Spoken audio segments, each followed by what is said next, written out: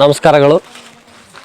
2025-26ನೇ ಸಾಲಿನ ಪರಿಸರ ಸಂಘದ ಅಡಿಯಲ್ಲಿ ಇಕೋ ಕ್ಲಬ್ ಯೋಜನೆ ಅಡಿಯಲ್ಲಿ ವನಭೋಜನ ಕಾರ್ಯಕ್ರಮವನ್ನು ಆಯೋಜಿಸಿರುವಂಥ ಈ ಶುಭ ಸಂದರ್ಭದಲ್ಲಿ ವೇದಿಕೆ ಮೇಲೆ ಆಸೀನರಾಗಿರುವಂಥ ಗುರುಪ್ರಸಾದ್ ಸರ್ ಅವರೇ ಮತ್ತು ಕ್ಲಸ್ಟರ್ನ CRP ಅವರಾಗಿರುವಂಥ ಭೀಮರಾಜ್ ಸರ್ ಅವರೇ, ಸುನಿಲ್ ಸರ್ ಅವರೇ ಮತ್ತು ಈ ಶಾಲೆಯ ಮುಖ್ಯ ಗುರುಗಳಾಗಿರುವಂಥ ಅಪ್ಪ ಸರ್ ಅವರೇ, ಎಲ್ಲ ಗುರುವೃಂದವೇ ಹಾಗೂ ಗುರುಮಾತೆಯರೇ ಮತ್ತು ಎಲ್ಲ ನೆಚ್ಚಿನ ವಿದ್ಯಾರ್ಥಿನಿಯರೇ, ಅನಿರೀಕ್ಷಿತವಾಗಿ ಬಂದರೂ ಕೂಡ ಸಂತೋಷದಿಂದ ಪಾಲ್ಗೊಂಡು ನಾವು ಭಾಳಷ್ಟು ಖುಷಿ ಪಡ್ತಾ ಇದ್ದೀವಿ ಈ ಒಂದು ಕಾರ್ಯಕ್ರಮದಲ್ಲಿ.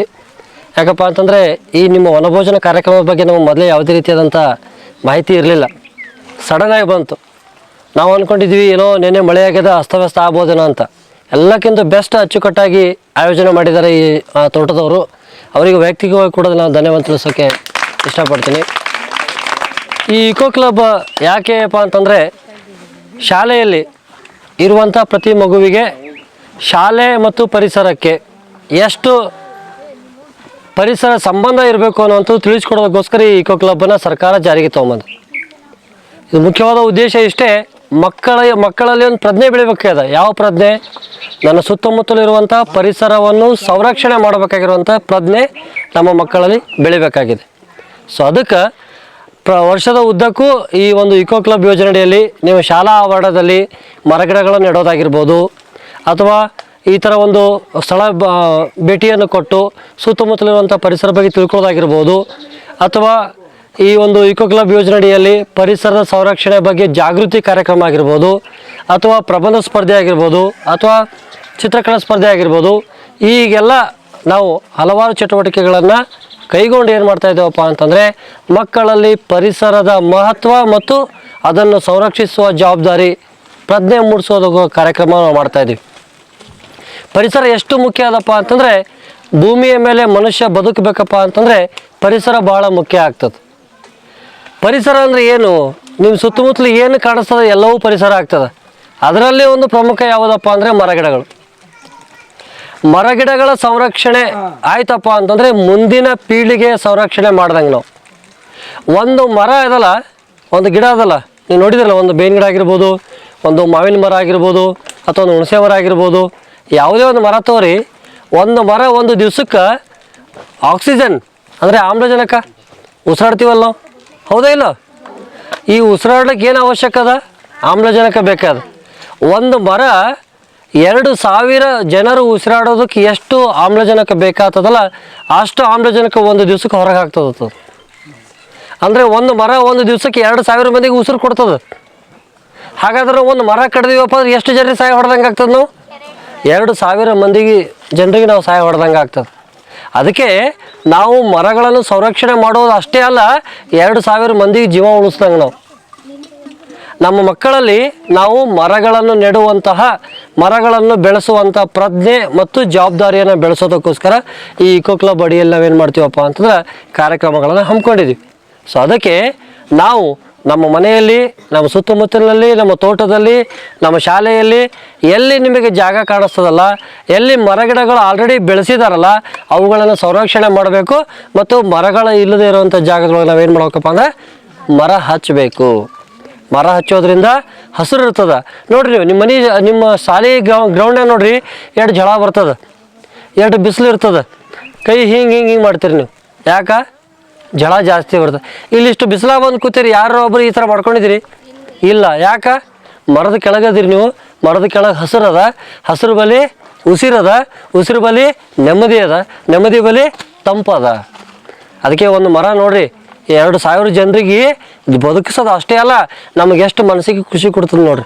ನೋಡ್ರಿ ಮುಖದ ಮೇಲೆ ಎಷ್ಟು ಜನ ಖುಷಿ ಅದ ಮಕ್ಕಳ ಮೇಲೆ, ಹೌದಾ ಇಲ್ಲ? ಅದೇ ಅಲ್ಲಿ ಹಸಿರು ನೋಡ್ರಿ, ನೀವು ನಿಮ್ಮ ಮನೆ ಒಳಗೆ ಒಂದು ಹೂವಿನ ಗಿಡ ಹಚ್ಚಿರ್ತೀರಿ, ನೀವು ಹೂವಿನ ಗಿಡ ಬೆಳೆದು ಹೂ ಬಿಡ್ತಪ್ಪ ಅಂತಂದ್ರೆ ನಿಮಗೆ ಖುಷಿ ಆಗ್ತದ, ದುಃಖ ಆಗ್ತದ? ಖುಷಿ ಆಗ್ತದ. ಯಾಕೆ ಖುಷಿ ಆಗ್ತದಂದ್ರೆ ನಾ ಬೆಳೆಸೀನಿ, ನಾವು ಉಳ್ಸಾಕತ್ತೀನಿ. ಆ ಒಂದು ಗಿಡ ನಿಮ್ಮ ಮನೆ ಸೌಂದರ್ಯ ಹೆಚ್ಚು ಮಾಡ್ತದ, ನಿಮ್ಮ ಮನೆಯಾಗ ಆಕ್ಸಿಜನ್ ಕೊಡ್ತದ, ನಿಮಗೆ ಮನಸ್ಸನ್ನು ಖುಷಿ ಮಾಡ್ತದ. ಅದಕ್ಕೆ ನಾವುಗಳು ಇವತ್ತೇ ಪ್ರತಿದಿನ ತೊಗೋಬೇಕೇನಪ್ಪ ಅಂತಂದರೆ ಮರಗಿಡಗಳನ್ನು ಬೆಳೆಸಬೇಕು, ಮರಗಿಡಗಳನ್ನು ಕಡಿಬಾರ್ದು. ನಾವು ಈಗ ಆಲ್ರೆಡಿ ನಮ್ಮ ಅಣ್ಣತಮ್ಮರು ಯಾರು ಗಿಡ ಹಚ್ಚಿದ್ರಪ್ಪ ಅಂತಂದ್ರೆ ಅದನ್ನು ಕಿತ್ತೋದಾಗಲಿ ಒಂದು ಚುಟೋದಾಗಲಿ ನಾವು ಅದನ್ನು ಮಾಡಬಾರ್ದು. ನೀವು ಗ್ರೌಂಡ್ನಾಗ ಆಟ ಆಡ್ತಿರ್ತೀರಿ, ಆಟ ಆಡ್ಕೋತ ಒಂದು ಹಿಂಗೆ ಮಾಡಿ ಎಲೆ ಪಾಟ್ನೆ ಮುರಿದು ಬಿಡ್ತೀರಿ ನೀವು. ಈ ಎಲೆ ಬೆಳಿಲಿಕ್ಕೆ ಎಷ್ಟು ಟೈಮ್ ತಿಂತಿತ್ತು? ಎಷ್ಟು ಟೈಮ್ ತಿಂತದ? ನಾವು ಮನಸ್ಸು ಮಾಡಿದ್ರೆ 2 ಸೆಕೆಂಡ್ನಾಗ ಕಟ್ ಮಾಡಿ ಹೋಗಿ ಬಿಡ್ತೀವಿ. ಬಟ್ ಈ ಎಲೆ ಇಷ್ಟು ದೊಡ್ಡದಾಗಬೇಕಪ್ಪ ಅಂತಂದ್ರೆ ನೀರು ಎಷ್ಟು ಹೋಗಿರ್ತದ, ಗೊಬ್ಬರ ಎಷ್ಟು ಹೋಗಿರ್ತದ, ಟೈಮ್ ಎಷ್ಟು ಹೋಗಿರ್ತದ, ಅವೆಲ್ಲ ವಿಚಾರ ಮಾಡ್ಬೇಕಾಗ್ತದೆ. ಅದರ ಅರ್ಥ ನಾವು ನಮ್ಮ ಸುತ್ತಮುತ್ತಲು ಇರುವಂಥ ಮರಗಿಡಗಳದ್ದು ಎಲೆಗಳು ಚೂಟೋದು, ಒಗೆಯೋದು, ಈ ಥರ ಹಾನಿ ಮಾಡುವ ಚಟುವಟಿಕೆಗಳನ್ನು ನಾವು ಮಾಡಬಾರ್ದು. ಮಾಡಬಾರ್ದು. ಯಾಕಪ್ಪ ಅಂತಂದರೆ ಒಂದು ಎಲೆ ಬೆಳಿಬೇಕಪ್ಪ ಅಂದ್ರೆ 10 ಎಲೆ ಆಗ್ಬೇಕಪ್ಪ ಅಂತಂದ್ರೆ 100 ಎಲೆ ಆಗ್ಬೇಕಂದು ಗಿಡ ಆಗಿರ್ತದೆ. ಹೌದಾ ಇಲ್ಲ? ಆಗ ಹೋಗಿ ಎಲೆ ಹುಟ್ಟಬೇಕಪ್ಪ ಅಂದ್ರೆ, ಗಿಡ ಬೆಳಿಬೇಕಪ್ಪ ಅಂದ್ರೆ ಸಮಯ ಹೋಗಿರ್ತದ, ನೀರು ಹೋಗಿರ್ತದ, ಖನಿಜ ಸಂಪನ್ಮೂಲ ಹೋಗಿರ್ತದ, ಆಕ್ಸಿಜನ್ ಹೋಗಿರ್ತದ. ಅವೆಲ್ಲವನ್ನು ಉಳಿತಾಯ ಮಾಡ್ಬೇಕಾದ್ರೆ ಜವಾಬ್ದಾರಿ ನಮ್ಮ ಮೇಲಿದೆ. ಯಾಕಪ್ಪ ಅಂತಂದ್ರೆ ಇವತ್ತು ನಾವೆಲ್ಲ ಗಿಡಗಳನ್ನ ತೆಗೆದು ಒಗೆದು ಬಿಟ್ಟಿವಪ್ಪ ಅಂದ್ರೆ ಮುಂದೆ ಜಗತ್ತು ಏನಾಗ್ತದೆ ಅಂದ್ರೆ ಬೆಂಕಿ ಒಳಗೆ ಕುದ್ಲಿಕ್ಕೆ ಚಲೋ ಮಾಡ್ತದೆ. ಕುಡ್ಲಿಕ್ಕೆ ನೀರು ಸಿಗೋದಿಲ್ಲ. ಬೇಸಿಗೆ ಬತ್ತಂದ್ರೆ ನೋಡ್ರಿ, ನೀವು ಕೊಡ ತೊಗೊಂಡು 2 3 ಕಿಲೋಮೀಟರ್ ಗಟ್ಟಲೆ ಹೋಗ್ತೀನಿ ನೀರಿಗೆ. ಯಾಕೆ? ಬಿಸಿಲು ಭಾಳ ಅದ, ಮಳೆ ಕಮ್ಮಿ ಆಗ್ಯದ. ಯಾಕೆ ಮಳೆ ಕಮ್ಮಿ ಆಗ್ಯದ? ಮರಗಳು ಕಮ್ಮಿ ಆಗ್ಯಾವ. ಮರಗಳು ಯಾಕೆ ಕಮ್ಮಿ ಆಗ್ಯಾವ? ನಾವೆಲ್ಲ ಕಡ್ದೀವಿ. ಯಾಕೆ ಕಡ್ದೀವಿ? ನಮ್ಮ ಅಗತ್ಯತೆಗಳು ಭಾಳ ಆಗ್ಯಾವ. ಅದಕ್ಕೆ ನಾವು ಒಂದು ಮರ ಕಡಿದ್ರಪ್ಪ ಅಂದ್ರೆ 10 ಮರ ಹಚ್ಚಬೇಕು. ಇಂಥ ಸಂಕಲ್ಪ ಮಾಡಿ ನಮ್ಮ ಮಕ್ಕಳ ನಾವು ಏನು ಬೆಳೆಸ್ಬೇಕಪ್ಪ ಅಂದ್ರೆ ಗಿಡಗಳು ಇಂಪಾರ್ಟೆಂಟ್ ಅದಾವ. ಗಿಡಗಳಿಲ್ಲಂದ್ರೆ ನಾವಿಲ್ಲ. ನೆನ್ಪಿಟ್ಕೊರಿದು ಫಸ್ಟ್. ಗಿಡಗಳು ಇಲ್ಲಂದ್ರೆ ನಾವಿಲ್ಲ. ನಾವು ಅದೇ ಅಂದ್ರೆ ಯಾವುದರಿಂದ? ಗಿಡಗಳದಿಂದ. ಗಿಡಗಳು ಹೊರ ಹಾಕುವಂಥ ಆಮ್ಲಜನಕದಿಂದ, ಗಿಡಗಳು ಕೊಡ್ತಾ ಇರುವಂಥ ಹಣ್ಣು ಹಂಪಲುಗಳಿಂದ ನಾವು ಬೆಳೆದು ತಿಂತಾ ಇದ್ದೀವಿ ನಾವೆಲ್ಲ. ಸೊ ಅದಕ್ಕೆ ಇವತ್ತಿನ ದಿನಗಳಲ್ಲಿ ಪರಿಸರ ಭಾಳಷ್ಟು ವ್ಯತಿರಿಕ್ತ ಪರಿಣಾಮ ಬೀಳಕತ್ತದಲ್ಲ, ಅದನ್ನು ತಡೆಗಟ್ಟಬೇಕು. ಅದ್ರ ಬಗ್ಗೆ ಜಾಗೃತಿ ಮೂಡಿಸ್ಬೇಕು. ಅದಕ್ಕೆ ಸರ್ಕಾರ ಏನು ಮಾಡ್ತಪ್ಪ ಅಂತಂದರೆ ಸಣ್ಣ ಮಕ್ಕಳ ಮನಸ್ಸಿನ ಮೇಲೆ ನೋಡ್ರಿ, ನೀವು ಸಣ್ಣವ್ರಿದ್ದಾಕರ ಒಂದು ಎದಕ್ಕೆ ಅಂಜಿದ್ರಪ್ಪ ಅಂದ್ರೆ ಜೀವನ ಪರ್ಯಂತ ಅದ್ರ ಬಗ್ಗೆ ಹಂಚ್ಕೋತಾ ಇರ್ತೀರಿ ನೀವು. ಯಾಕೆ? ಸಣ್ಣ ಮಕ್ಕಳಲ್ಲಿ ಯಾವ ರೀತಿ ಭಾವನೆ ಮೂಡಿಸಿರ್ತೀವಿ ಆ ರೀತಿಯಾದಂಥ ವ್ಯಕ್ತಿತ್ವ ಬೆಳೀತಾ ಹೋಗ್ತದೆ. ನಾವು ಸಣ್ಣವರಿರುವಾಗಲೇ ಮಕ್ಕಳ ಬಳಿ ಪರಿಸರ ಜಾಗೃತಿ, ಪರಿಸರ ಸಂರಕ್ಷಣೆ, ಪರಿಸರದ ಮಹತ್ವ ನಾವು ತಿಳಿಸಿ ಹೇಳಿದೆವಪ್ಪ ಅಂತಂದ್ರೆ ಅದು ಮಕ್ಕಳ ಮನಸ್ಸಿನಲ್ಲಿ ಅಚ್ಚಳಿದೆ ಉಳಿತದ. ಪರಿಸರ ಹಾಳಾಗಲ್ಲ, ಪರಿಸರ ಬೆಳೀತದ ಅನ್ನುವಂಥ ಒಂದು ಇಚ್ಛೆಯಿಂದ ಏನು ಮಾಡ್ತಪ್ಪ ಸರ್ಕಾರ, ಪ್ರತಿಯೊಂದು ಶಾಲೆಯಲ್ಲಿ ಕೂಡ ಇಕೋ ಕ್ಲಬ್ಬನ್ನು ತೆಗಿಬೇಕು. ಇಕೋ ಕ್ಲಬ್ ಅಡಿಯಲ್ಲಿ ಹಲವಾರು ಚಟುವಟಿಕೆಗಳನ್ನ ಹಮ್ಮಿಕೋಬೇಕು. ಅದಕ್ಕೆ ಹಣ ಕೊಡ್ತದ, ಗಿಡಗಳನ್ನು ಹಚ್ಚಬೇಕು. ವನಭೋಜನಕ್ಕೆ ಬರ್ತೀರಿ, ಇಲ್ಲಿ ಎಷ್ಟೋ ಜನರಿಗೆ ಎಷ್ಟೋ ಗಿಡಗಳ ಬಗ್ಗೆ ಗೊತ್ತಿಲ್ಲ. ಒಂದು ಮರ ತೊಗೋತೀರಿ, ಯಾವ ಗಿಡ ಹಚ್ಕೋದಾಕಾರ ಯಾವುದೋ ಹುಲ್ಲು ಅಂದ್ಬಿಡ್ತೀವಿ ನಾವೇ. ಇಲ್ಲಿ ಯಾವುದೋ ಹುಲ್ಲದ್ರಿ, ಯಾವುದೋ ಒಂದು ಬಳ್ಳಿ ಅದ್ರಿ, ಇನ್ನೂ ನನಗೆ ಗೊತ್ತಿದ್ದಿಲ್ಲ. ಸರ್ ಹೇಳಿದ್ರು ನನಗೆ, ಅದೋ ಒಂದು ಬಳ್ಳಿ ಹೆಸರು ಕೇಳಿದ ತಕ್ಷಣ ಸರ್ ಹೇಳಿದ್ರು ನನಗೆ. ಯಾಕಂದ್ರೆ ನಾವೆಲ್ಲ ನಗರದಲ್ಲಿ ಬೆಳೀತಾ ಇರೋದ್ರಿಂದ ನಮ್ಮ ಸುತ್ತಮುತ್ತಲಿರುವಂತಹ ತರಕಾರಿಗಳಾಗಿರ್ಬೋದು, ಅಥವಾ ಬಳ್ಳಿಗಳಾಗಿರ್ಬೋದು, ಹಣ್ಣು ಹಂಪಲಾಗಿರ್ಬೋದು, ಅಥವಾ ಯಾವುದೋ ಕಸ ಆಗಿರ್ಬೋದು, ಯಾವುದೋ ಒಂದು ಗಿಡ ಆಗಿರ್ಬೋದು, ಹುಲ್ಲಾಗಿರ್ಬೋದು, ಅದ್ರ ಹೆಸರು ಕೇಳಿದ್ವಪ್ಪ ಅಂದ್ರೆ ಯಾವುದೋ ಹುಲ್ಲದು ಬಿಡೋ ಅಂದ್ಬಿಡ್ತೀವಿ ನಾವು. ಏನೋ ಗೊತ್ತಿಲ್ಲ ಹೆಸರು ಹೇಳ್ಬಿಡ್ತೀವಿ ನಾವು. ಅದರ ಅರ್ಥ ನಾವು ಪರಿಸರದೊಂದಿಗೆ ಬೆರೆತು ಪರಿಸರವನ್ನು ತಿಳ್ಕೊಳ್ಬೇಕಾಗಿರುವಂಥ ಅನಿವಾರ್ಯತೆ ಭಾಳ ಅದ. ಅದಕ್ಕೆ ನಾವು ಇಲ್ಲಿ ಬಂದೀವಿ.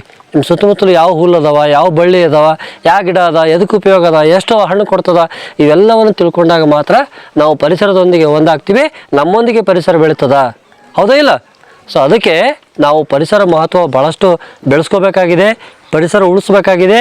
ಯಾಕಂದ್ರೆ ನನಗೋಸ್ಕರ ಅಲ್ಲ, ನನ್ನ ಮಕ್ಕಳಿಗೋಸ್ಕರ. ನನ್ನ ಮಕ್ಕಳು ಚಂದ ಇರಬೇಕು. ನಾವು ಇವಾಗ ಪ್ಲಾಸ್ಟಿಕ್ ಗಿಡ ತಂದಿಡ್ತೀವಿ ಮನೆಯೊಳಗೆ. ಹೌದಾ ಇಲ್ಲ? ಶೋ ಪೀಸತ್ತೆ ತಂದಿಡ್ತೀವಿ ನಾವು. ಅವಾಗ ನಮ್ಮ ಹಿಂದಿನ ಮಂದಿ ಎಲ್ಲ ಮನೆಯಾಗೆಲ್ಲ ಗಿಡ ಬೆಳೀತಿದ್ರು. ಈಗ ನಾವೇನು ಮಾಡ್ತೀವಿ, ಅಂಥದೇ ಗಿಡ ಪ್ಲಾಸ್ಟಿಕ್ ತಂದಿಡ್ತೀವಿ ನಾವು. ಮುಂದೆ ಅವನು ಸಿಗೋದಿಲ್ಲ ನಮ್ಮ ಮಕ್ಕಳಿಗೆ. ಸೊ ಅದಕ್ಕೆ ನಾವು ಮರಗಳ ಮಹತ್ವ ಭಾಳ ತಿಳ್ಕೊಬೇಕಾಗಿದೆ, ಮರಗಳನ್ನು ಬೆಳೆಸ್ಬೇಕಾಗಿದೆ. ನಾವು ಒಂದೇ ಮಾತು ಹೇಳ್ತೀವಿ, ಏನಪ್ಪ ಅಂತಂದರೆ ಮರಗಳಿದ್ದರೆ ನಾವು, ಮರಗಳಿಂದ ಮನುಷ್ಯರ ಜೀವ. ಗೊತ್ತಾಯ್ತಾ? ನಾವೆಲ್ಲ ಗಿಡ ಬೆಳೆಸೋಣ, ಹಚ್ಚೋಣ ಬೇಡ?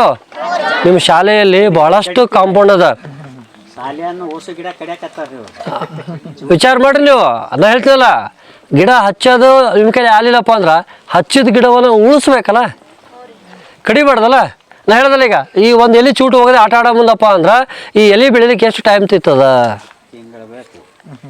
ನೀವು ಒಂದು ತಿಂಗಳ ಕಷ್ಟಪಟ್ಟು ಇದು ಗಿಡ ಕಷ್ಟಪಟ್ಟಿರ್ತದ ಒಂದು ಎಲೆ ಚಂದ ಬೆಳೆಸ್ಬೇಕಂತೇಳಿ, ಅದು ಪಟಕ್ಕೆ ಚೂಟು ಹೋಗಿ ಬಿಡ್ತೀರಿ ನೀವು, ಅದಂತ ವ್ಯರ್ಥ ಆಯ್ತಿಲ್ಲ ಅದು.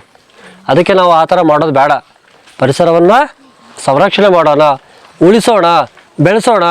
ನಮ್ಮ ಭೂಮಿ ತಂಪಾಗಿರ್ಬೇಕಾಗ್ಯದ, ನಮ್ಮ ಭೂಮಿ ಹಸಿರಾಗಿರ್ಬೇಕಾಗ್ಯದ, ನಮ್ಮ ಮನೆ ಚಂದ ಇರ್ಬೇಕಾಗ್ಯದ, ನಮ್ಮ ಮನಸ್ಸು ಖುಷಿ ಇರ್ಬೇಕಾಗ್ಯದ. ಅದು ಎದರಿಂದ ಸಾಧ್ಯಪ್ಪ ಅಂದ್ರೆ ಹಸಿರಿನಿಂದ, ಗಿಡದಿಂದ. ಆವಾಗ ಮಾತ್ರ ನಾವು ಸಂತೋಷವಾಗಿರ್ತೀವಿ. ನಾವೆಲ್ಲರೂ ಇವತ್ತು ಒಂದು ಸಂಕಲ್ಪ ಮಾಡೋಣ, ಏನಪ್ಪ ಅಂತಂದರೆ ನಾನು ಗಿಡಗಳನ್ನು ಬೆಳೆಸ್ತೀನಿ. ನನ್ನ ಜೀವನದಲ್ಲಿ ಒಂದು 5 ಗಿಡನೇ ಬೆಳೆಸೋಣ, ಒಂದು 5 ಗಿಡನೇ ಬೆಳೆಸೋಕ್ಕೆ ಪ್ರಯತ್ನ ಪಡೋಣ. ಅಥವಾ ಬೆಳೆಸೋಕೆ ಆಗ್ಲಿಕ್ಕಂದ್ರೆ ಕಡಿಯೋದರೆ ಬಂದ್ ಮಾಡಾನಿ, ಕಡಿಯೋದರೆ ಬೇಡ, ಬೆಳೆಸೋ ಕಾಲಿಗೆ ನಟ್ಟೆದು ಕಡಿಯೋದರೆ ಬೇಡ. ಈ ಒಂದು ಸಂಕಲ್ಪ ಮಾಡೋಣ. ನಾವೆಲ್ಲರೂ ಮುಂದಿನ ಒಂದು ದಿನಗಳಲ್ಲಿ ಹೆಚ್ಚು ಹೆಚ್ಚು ಮರಗಳನ್ನು ನೆಡುತ್ತಾ ನಾವು ಪರಿಸರ ಸಂರಕ್ಷಣೆ ಮಾಡೋಣ ಅಂತ ಹೇಳ್ತಾ, ಈ ಒಂದು ಸಂದರ್ಭದಲ್ಲಿ ನನಗೆ ಎರಡು ಮಾತನಾಡಲು ಅವಕಾಶ ಮಾಡಿಕೊಟ್ಟಿರುವಂಥ ಶಾಲೆಯ ಮುಖ್ಯ ಗುರುವೃಂದಕ್ಕೂ ಮತ್ತು ಶಿಕ್ಷಕ ವೃಂದಕ್ಕೂ ಮತ್ತು ವಿದ್ಯಾರ್ಥಿಗಳಿಗೆ ನನ್ನ ವೈಯಕ್ತಿಕ ಗಮನ ಸಲ್ಲಿಸುತ್ತಾ ಎರಡು ಮಾತುಗಳನ್ನು ಮುಗಿಸ್ತೇನೆ.